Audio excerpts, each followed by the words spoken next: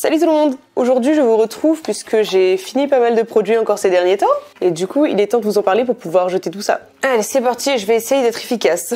J'essaye à chaque fois mais ça marche pas trop. J'ai fini déjà pour commencer un démaquillant waterproof, le style des masques que j'avais acheté il y a super longtemps. J'utilise pas beaucoup de démaquillants waterproof parce que comme vous le savez peut-être, je fais mon propre mélange de plusieurs démaquillants donc il y a un peu de waterproof dedans mais j'utilise rarement tout seul. Sauf depuis quasiment un an, une fois par semaine puisque je me suis mise au volet depuis septembre et que du coup je fais en sorte de toujours mettre du mascara waterproof pour y aller, enfin le jour où j'ai des matchs ou quoi, pour être sûr que ça tienne bien en toutes circonstances. Et du coup quand le soir arrive après ces journées là, j'utilise ça tout seul avec un coton et écoutez il faisait bien l'affaire. C'est un démaquillant waterproof assez basique j'ai envie de dire, il fait ce qu'on lui demande, il était pas très cher, c'est pas un truc exceptionnel, je le rachèterai sûrement pas parce que j'en ai d'autres à tester, mais voilà en cas d'urgence si j'ai besoin d'un démaquillant waterproof pas cher, il fait très bien l'affaire. Ensuite j'ai fini non pas un mais deux déodorants. Ça faisait un moment qu'ils étaient entamés les deux. Alors le Resixil, ça fait partie des déodorants que j'adore, que j'aimerais arrêter d'utiliser parce que c'est vraiment des produits qui sont pas géniaux. Mais pour mes problèmes de sudation, franchement c'est top. C'est un peu, je crois, dans le même style qu'Etchaxil que j'ai toujours pas testé d'ailleurs. Faudra vraiment que je m'y mette un jour pour voir si vraiment c'est aussi fou qu'on le dit. Mais donc ça, pour éviter de transpirer, c'est vraiment efficace. Donc c'est le Narta Resixil anti-transpirant 72 heures. Ça fait beaucoup, mais du coup on est sûr qu'en 24 heures, il n'y a pas de risque. Et du coup, il est anti-pic de transpiration, anti-odeur, humidité, anti-irritation. Et c'est vrai que moi, les trucs de pic de transpiration, je les ai vachement genre, si à un moment, je vais stresser d'un coup pour un truc ou un autre, bouffée de chaleur, transpi et tout, et ça empêche bien. Donc celui-là, je l'adore. J'ai pas envie de le racheter parce que j'aimerais bien pouvoir trouver des alternatives qui soient beaucoup plus naturelles, que ce soit pour la planète ou pour moi. Mais malheureusement, pour l'instant, j'ai toujours pas trouvé de perles rares. Vous le verrez quand j'aurai enfin fini ceux que je teste en ce moment et que j'aime pas beaucoup. Du coup, celui-là reste une valeur sûre et niveau prix, c'est pas très cher, surtout qu'il n'y a pas besoin d'en mettre beaucoup. Donc finalement il dure longtemps, puis surtout moi je le mettais quand je savais que j'allais avoir une grosse journée, que ce soit de par sa longueur ou parce que j'avais des événements ou des trucs, je le mettais pas forcément à chaque fois et je trouve qu'il garde quand même de l'efficacité sur le long terme. C'est-à-dire je mettais lui, le lendemain après la douche j'en mettais un autre, que ce soit celui-là ou d'autres, et j'avais l'impression que ça a duré. Alors je sais pas si c'était les autres déos aussi qui étaient si efficaces, mais en tout cas c'est vrai que lui il est vraiment top. Et du coup le deuxième Narta antitranspirant, donc cette fois-ci c'est le bioefficacité 48 heures, dé en protection soin de la peau, et donc il est à base d'acticutéine. C'est un actif apparemment naturellement présent dans la peau. Donc un peu plus clean on va dire en termes de compo, même si c'est un grand mot, hein, parce que ça reste de la compo basique, il y a sûrement des sels d'aluminium et des conneries dedans. Hein. Oui voilà, c'est confirmé, c'était sûr. Mais pareil, je l'ai beaucoup aimé, je pourrais le racheter, pareil, Narta c'est des trucs qui sont raisonnables en termes de prix. J'essaie de pas en racheter en ce moment parce que c'est pas ce qu'il y a de mieux, mais niveau efficacité, ça fait très bien le job. Ensuite, on va rester dans le démaquillant, tiens. Il s'agit d'une mousse légère démaquillante de la marque Nocibé. On ne voit pas parce qu'il y a l'étiquette de solde par-dessus. Mais donc franchement, je l'ai grave aimé. Moi c'était un petit produit, j'ai pas eu l'occasion de tant l'utiliser. Quoique en fait, vu que c'était sous format mousse, il m'a duré quand même pas mal de temps j'ai l'impression. Ce que j'ai aimé c'est vraiment le côté mousse démaquillante, vous savez. C'est pas juste une mousse nettoyante comme j'en utilise tous les jours. Comme d'ailleurs j'en ai fini une, vous verrez après. Mais elle avait vraiment un côté démaquillant. Quand j'avais du maquillage léger en tout cas, je trouvais que ça se suffisait pour le démaquillage. Et c'était assez doux à base de bleuet en plus, donc forcément ça pour la peau c'est nickel. Je l'ai trouvé grave cool à utiliser. La texture était légère, pas assez chiante. Pour autant on sentait que ça enlevait bien les résidus de maquillage. Je pouvais l'utiliser aussi sans make-up, ça m'est arrivé 2-3 fois pour tester et forcément ça nettoie très bien. Et je pense pas le racheter à son vrai tarif, je sais pas combien il vaut le grand format. Mais écoutez, si un jour ils le remettent en solde, je pense que carrément je pourrais le reprendre parce qu'il était très cool. Et du coup c'est le genre de produit que je peux utiliser aussi bien hors de la douche que sous la douche. En tout cas quand je suis pas trop maquillée comme je vous ai dit, sinon ça suffit pas. Mais du coup c'est cool parce que c'est très versatile comme utilisation, je sais plus si c'est le mot mais voilà vous m'avez comprise. Et du coup on en vient à l'autre mousse que j'ai terminée, donc cette fois-ci c'est une mousse nettoyante de chez Nakomi, qui là pour le coup c'est le genre de mousse que j'utilise pour me laver le visage tout le temps sous la douche. Mais j'utilise que sous la douche parce que je trouve que c'est le plus pratique à rincer et tout, sinon c'est un peu chiant. Quand je me lave le visage en dehors de la douche, en général j'utilise soit de l'eau micellaire, soit de l'eau de géranium que j'ai fini, que j'utilise depuis des années aussi, ou d'autres eaux que je teste en ce moment. Mais voilà, quand c'est sous la douche c'est ça. Ça c'est de la mousse nettoyante, ça m'est déjà arrivé d'essayer de démaquiller vraiment des résidus avec. Mais en général c'est vraiment la mousse que j'utilise après le démaquillage. Donc en général je vais me démaquiller et après je vais sous la douche, je peaufine mon démaquillage et je trouve qu'elle est très bien dans le sens où elle est assez onctueuse. Pareil, elle va pas sécher la peau, pour autant je trouve qu'elle nettoie bien, elle laisse ma peau, je sens qu'il y a rien dessus. Elle est pas sèche pour autant, mais je sens qu'il y a vraiment plus de texture, de matière. Elle est 100% vegan, elle est naturelle aussi, c'est écrit. Et en plus elle était pas chère, je me souviens j'avais acheté sur Beauté Privée. D'ailleurs j'ai acheté pas mal les produits de la marque Nakomi, je les ai pas tous testés en même temps, mais mon but c'était de faire une revue sur la marque à la base. D'ailleurs, je crois que je vous avais présenté le sérum déjà que j'avais fini. Et il y a un truc quand même que j'apprécie pas trop, c'était l'odeur. Donc c'est à base d'avocat, donc pour la nutrition de la peau et tout c'est cool, mais dans les produits à l'avocat, que ce soit celui-là ou un autre que je vais vous montrer, et même j'ai l'impression que régulièrement c'est ça, ils mettent une odeur hyper sucrée et franchement j'aime pas du tout. Alors heureusement l'odeur est légère et elle reste pas et tout, mais c'est vraiment le genre de truc que j'aime pas. Enfin à la limite mettez pas d'odeur ou mettez-la beaucoup plus légère parce que là vous avez un amas de sucre alors qu'en plus vous utilisez un truc à l'avocat. Moi j'adore l'avocat en plus, vous voyez, ça me fait penser à du guacamole ou des sushis et là bah ça a une odeur limite de bon bec, alors c'est un peu chelou et perso j'aime pas trop. Mais bon c'est un détail, ça n'empêche pas la mousse d'être très efficace, d'être bien formulée et pas chère, c'est tout ce que je lui demande. Donc je peux lui pardonner cette odeur mais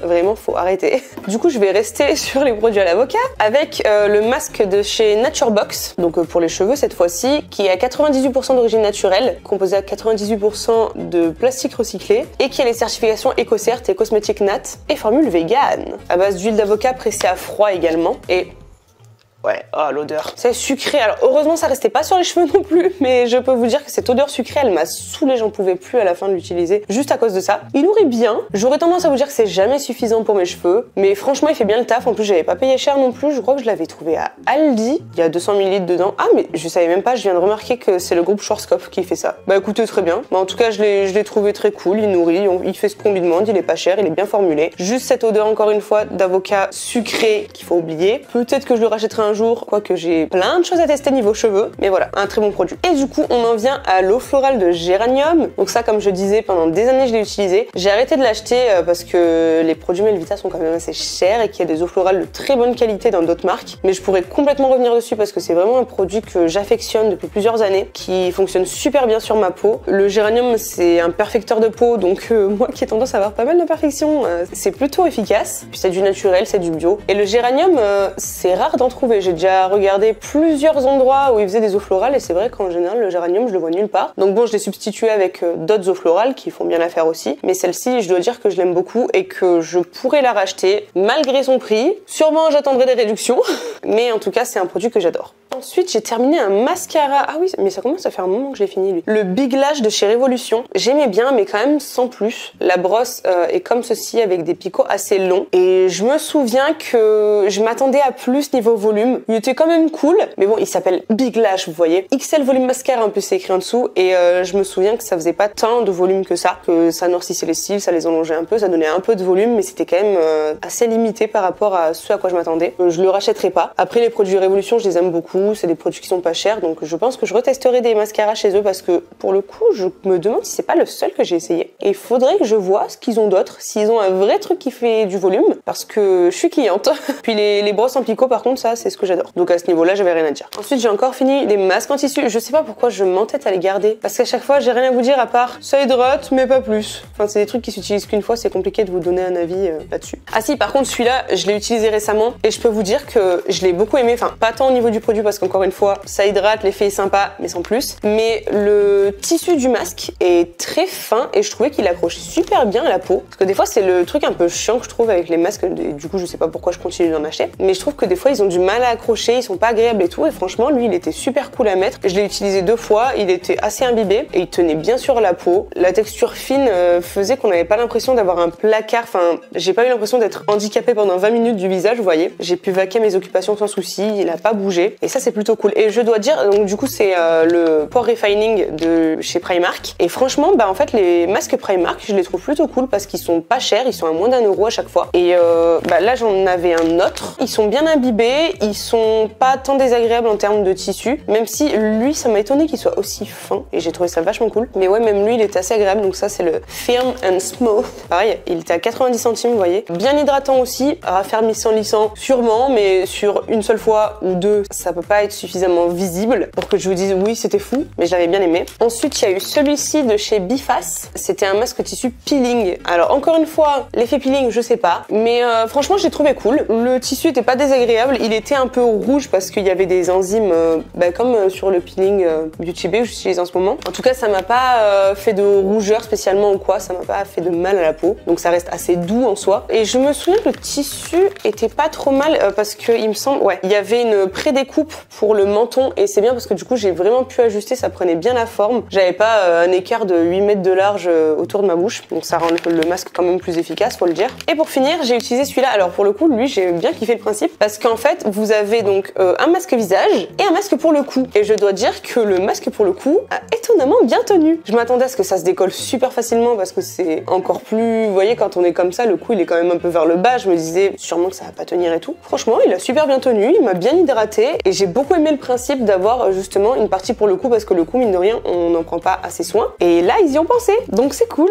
Après là, ils disent juste qu'il était hydratant, donc il a complètement fait le job. C'est tout ce que je lui demandais, donc c'est nickel. Ensuite, j'ai fini un gel douche que j'ai pas du tout acheté. Je crois que c'est Greg qui l'avait acheté un jour où il était en dèche de gel douche et il est resté dans les tiroirs pendant une éternité jusqu'à ce qu'un jour, je veuille ranger des produits que j'avais achetés que je me dise que j'avais plus du tout de place. Donc je l'ai sorti pour le terminer. J'ai mis en attente mon gros gel douche de 500 ml et j'ai terminé celui-là. En soi, il est très bien. Il est sans parabènes, sans colorant, sans phtalate, donc pas trop mal formulé. Il a quand même des sulfates, mais bon, pour le gel douche, c'est pas encore là où ça me dérange le plus, j'ai envie de vous dire. Il était assez doux, c'était vraiment...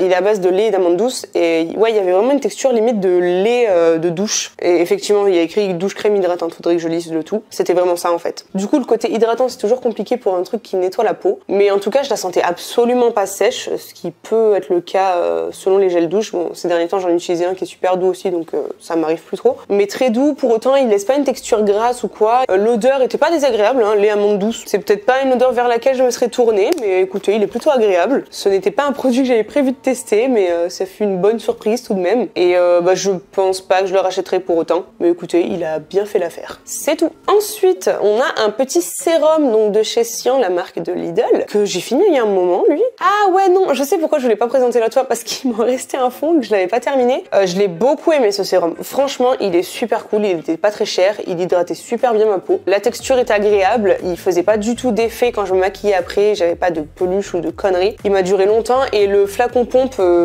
sous vide est très pratique parce que du coup, on n'en perd pas du tout quoi. Je pense que si je le dévisse, je ne peux pas le dévisser, mais si j'avais pu le dévisser, je pense que vraiment il ne reste plus rien. Donc ça c'est plutôt cool, pas de gaspillage au fond qui reste accroché. Après la compo, je me doute que ça doit pas être fou, mais il doit y avoir pas mal de glycérine qui est un très bon hydratant pour la peau et c'est tout ce que je lui demandais. Donc c'est parfait, à un petit prix et certainement que je le rachèterai. Ceci dit, le problème avec Lidl, c'est que souvent ils sortent des gammes, mais du coup ils les refont rarement. C'est un peu des produits en one shot, enfin c'est ce que j'ai remarqué depuis le temps. Peut-être qu'il ressortira un jour, mais je ne pense pas que ce soit prévu. Donc si un jour je le retrouve, sûrement que je le prendrai, mais rien n'est moins sûr. J'ai ce truc là, alors j'ai fini par le jeter parce que j'ai fait un tri l'autre fois dans mon maquillage. D'ailleurs pourquoi je l'ai pas jeté avant, je n'en sais rien, j'avais déjà fait des tris, mais bref. C'était un fond de teint de chez Yves Rocher, marque dont je dois vous faire une revue depuis des années littéralement je pense. Je l'aimais bien à l'époque, après c'était quand j'ai vraiment commencé à mettre du fond de teint, donc mes attentes n'étaient pas du tout les mêmes. Aujourd'hui je pense que je ne l'aimerai plus du tout et je pense d'ailleurs qu'il n'existe plus du tout parce que j'avais dû l'acheter il y a peut-être 7-8 ans, vraiment au début de ma chaîne genre je pense. Je sais plus exactement mais c'est très vieux et la teinte ne m'allait pas du tout, la conseillère m'avait très mal conseillé. Si vous regardez le truc il est rose orangé mais beaucoup trop foncé pour moi, ça n'allait pas du tout. Pour démarrer, il a bien fait l'affaire donc merci pour ça et c'est ciao. Et enfin il reste que des produits pour les cheveux.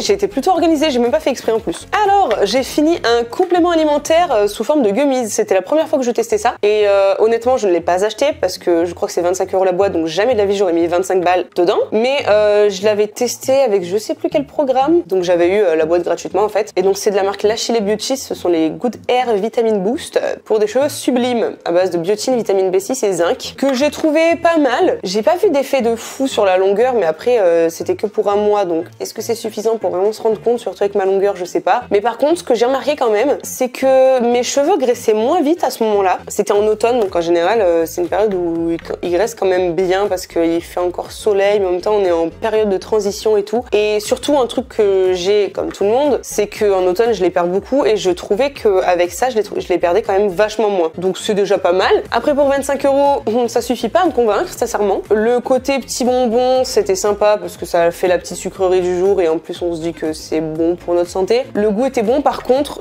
je me souviens que je l'ai laissé fondre sur ma langue, dans ma bouche, parce que si je croquais dedans, ça collait mais d'une force. Genre je pouvais plus m'en dépêtrer. Donc à ne pas croquer, à laisser fondre, à sucer si vous voulez. C'est pas les seuls à avoir ce problème là. Bon après il y a beaucoup de bonbons qui ont tendance à trop coller hein, mais faut juste le savoir pour pas faire l'erreur. Bon vous vous en doutez, je ne le rachèterai pas. Et par contre après ça du coup j'ai voulu en tester de chez Action, de la marque du coup Innovit. Donc c'était le même principe, c'était un mois avec 60 bonbons, donc 2 par jour. Cette fois-ci c'était saveur blueberry. D'ailleurs je sais plus ce que c'était comme goût. Un fruit rouge mais pas un fruit noir. Vous m'avez comprise je pense. Je préférais le goût de celle-ci que de celle-là pour le coup. Après c'était pas mauvaise. Pareil je l'ai laissé fondre. Je sais pas si c'est parce que j'avais pris l'habitude ou si c'est parce qu'elle collait aussi. Il y a moyen qu'elle collait aussi. Je vous avoue que je me souviens plus. Le goût était un peu moins génial mais ça se mangeait quand même bien. Et pareil par contre j'ai pas vu d'effet de fou furieux. Je saurais même pas vous dire s'il graissait moins. C'est peut-être possible. Franchement ça m'a pas du tout marqué. Après ils avaient quand même l'avantage d'être beaucoup moins chers que les autres. Mais là l'effet je m'en souviens même plus sincèrement. Et donc niveau composants on est aussi sur vitamine B6, biotine, zinc. Et on a quand même de la vitamine E et de la vitamine A dans ceux-là. Et du sélénium. Donc il y a peut-être plus de trucs dans celui-là. Après peut-être qu'il faudrait que je le teste pendant une vraie cure de 3 mois par exemple pour me rendre compte. Après la levure de bière me convient très bien quand je dois faire des cures. Donc j'ai tendance à rester dessus. Même si pour changer ça peut être sympa. Ensuite j'ai fini, alors non pas un mais 2 shampoings secs. Spécial blond en plus. Donc le Baptiste, vous savez mon amour pour ce shampoing sec si vous me suivez depuis longtemps. C'est mon shampoing sec préféré. Jusqu'à présent il est indétrônable et même avec lui il l'est toujours. Je vais passer vite là-dessus parce que du coup je le rachète à chaque fois. Pour l'instant je n'ai pas trouvé de remplaçant. Et donc son remplaçant n'aura pas été lui malheureusement. Donc il vient de chez Lidl une fois de plus. Et donc c'est un shampoing sec pour blonde comme je vous disais. Mais le problème c'est qu'une fois de plus il ne fait pas une poudre un peu jaune. Il fait poudre ouais ou alors jaune très très clair limite blanche vraiment. Et ça me plaît pas parce que ça donne un effet de cheveux grisonnants. Alors que moi j'ai besoin que ça éclaircisse les cheveux juste pour leur donner un côté propre. Parce que sur du blond ça se voit vachement quand ils sont sales. Bah, genre là faut que j'aille les laver. Et je trouve que ça se voit la racine. Vous voyez l'écart. J'ai forcément les racines un peu plus foncées que le reste parce que mes longueurs ont eu le temps de prendre le soleil depuis plusieurs années. Mais quand même on voit une sacrée différence. Et moi je veux juste que ça atténue cette différence. Et avec les shampoings secs qui font de la poudre blanche, ça me donne juste l'impression d'avoir les cheveux gris. C'est pas ce que je demande. Donc ça c'est non. Il est pas cher, ok c'est cool. Il avait du potentiel. Mais ça dégage. Et puis enfin j'ai fini une petite routine du Petit Olivier. Donc il y a le shampoing lait soin douceur à base d'amandes douces et de crème de riz pour cheveux normaux qui apportait douceur et brillance. Et l'après-shampoing que j'ai utilisé en même temps, donc soin nutrition à base d'huile d'olive, karité et argan pour cheveux secs et abîmés qui démêlent, nourrit et répare. Alors je vous avais déjà présenté je crois dans le précédent produit fini un autre shampoing du Petit Olivier qui lui était il me semble purifiant parce que je le faisais en premier shampoing et celui-là en second et ensuite je faisais celui-là une fois sur deux avec le masque à l'avocat puis d'autres masques que j'ai pas encore fini. Donc forcément j'ai mis plus de temps à les finir que le premier shampoing parce que le premier shampoing on est obligé d'en mettre un peu plus forcément surtout quand on lave ses cheveux une fois par semaine. Il a du mal à mousser donc faut en mettre un peu plus quand même. Tout comme l'autre, je les ai beaucoup aimés. Je trouve ça trop bien d'avoir des produits aussi bien formulés entre guillemets à des prix aussi bas. Ils sont fabriqués en France. Le shampoing il est à 95% d'origine naturelle et le soin à 96%. Sans silicone, sans sulfate pour le shampoing en plus. Et je les trouve trop cool, sincèrement. Je les avais achetés pendant les promos beauté Leclerc il y a je ne sais combien d'années. Mais ça devait genre être 3 € le produit, même pas. Ils m'ont duré longtemps. Je les ai trouvés cool sur les cheveux. Alors l'après-shampoing ça me suffit jamais en termes de nutrition parce que c'est encore plus léger qu'un masque. Mais une fois de temps en temps c'est pas mal et surtout je le monte un peu plus haut sur mes longueurs, limite sur les racines et à ce niveau-là je trouve ça cool. Mais franchement j'aime beaucoup les produits Le Petit Olivier. Je les rachèterai certainement quand il y aura de prochaines promotions parce que j'ai bien envie de tester encore d'autres gammes parce que je me souviens que quand je les ai achetés j'avais hésité avec d'autres. Donc je les utiliserai certainement. D'ailleurs en ce moment je suis en train d'utiliser la mousse nettoyante visage dans ce style-là du Petit Olivier et je peux vous dire que je l'aime déjà beaucoup. Donc ouais je pourrais carrément les racheter même si une fois de plus j'ai plein de produits à tester pour les cheveux. Donc je retesterai sûrement pas ceux-là, en tout cas pas de sitôt, mais les produits Le Petit Olivier pour les cheveux, pépite, vraiment. C'est ce qui conclut cette vidéo sur une note assez positive, même très positive j'ai envie de dire. Du coup sur ce, j'espère que cette vidéo vous aura plu. Si c'est le cas, n'hésitez pas à mettre un pouce vers le haut et à vous abonner juste en dessous. Et sur ce, ça me fait bizarre de finir une vidéo aussi vite, mais je vous fais de gros bisous et je vous dis ciao ciao.